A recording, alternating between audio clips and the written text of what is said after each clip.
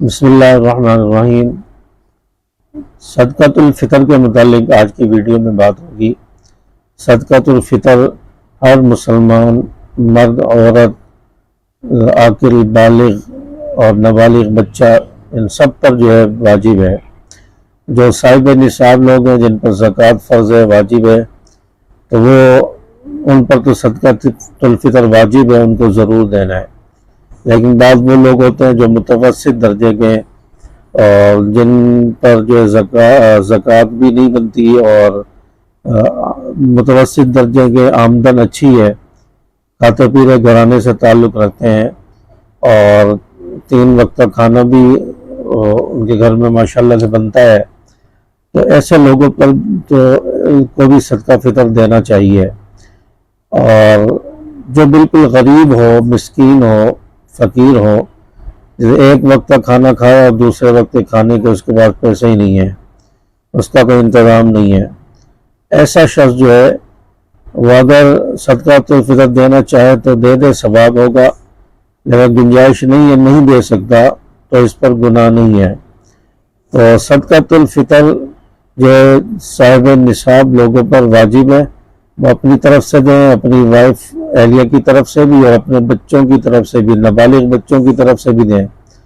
اسی طرح جو متوسط درجے کے جو کھاتے پیتے لوگ ہیں، جو صاحب نصاب نہیں ہیں، ان کا بھی یہی مسئلہ ہے کہ وہ اپنی طرف سے، اپنی اولاد کی طرف سے، نابالغ بچوں کی طرف سے بھی صدقہ فطر ادا کریں۔ اور جو مسکین ہیں، غریب ہیں، ان پر واجب نہیں ہے، تو وہ اگر نہ دے سکیں تو ان پر کوئی گناہ بھی نہیں ہے۔ تو اس لیے اپنا صدقۃ الفطر یہ ہر مسلمان، عاقل، بالغ مرد، عورت اور نابالغ بچے، چھوٹے بچوں پر بھی واجب ہے۔ اور صدقۃ الفطر عید کی نماز سے پہلے ادا کرنا یہ افضل ہے، اور عید کے لیے جب آئیں صدقۃ الفطر ادا کر کے آئیں، اور عید سے پہلے دے دیا جائے، 1-2 دن پہلے بھی دیا جا سکتا ہے۔ اور اگر کوئی شخص کسی عذر کی وجہ سے رہ گیا، نہیں دے سکا عید سے پہلے، تو عید کے بعد بھی صدقۃ الفطر ادا کیا جا سکتا ہے۔ تو اس لیے اپنی اولاد کی طرف سے، اپنی طرف سے صدقۃ الفطر ادا کریں۔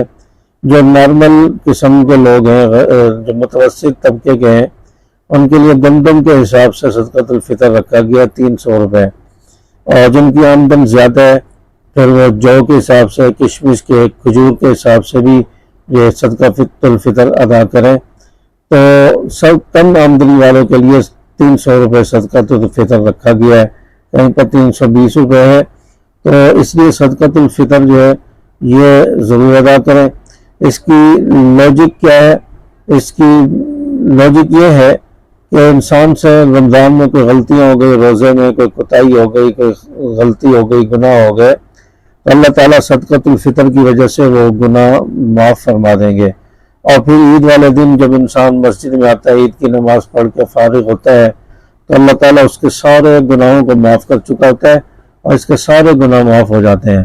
تو انسان گویا ایسا ہو جاتا ہے جیسے آج ہی ماں کے پیٹ سے آیا ہو، یعنی بالکل اس کے گناہ دھل چکے ہوتے ہیں۔ تو اس لیے صدقۃ الفطر بھی ادا کریں اور عید کی نماز بھی پڑھیں، اور اس کے بعد کوشش کریں کہ آئندہ ہم گناہوں سے بچیں گے اور نماز کی پابندی کریں گے، اور انشاءاللہ جس طرح رمضان میں زندگی گزاری ایسے ہی ہم اپنی زندگی گزاریں گے۔ اللہ تبارک و تعالیٰ میں سمجھ عمل کی توفیق عطا فرمائے۔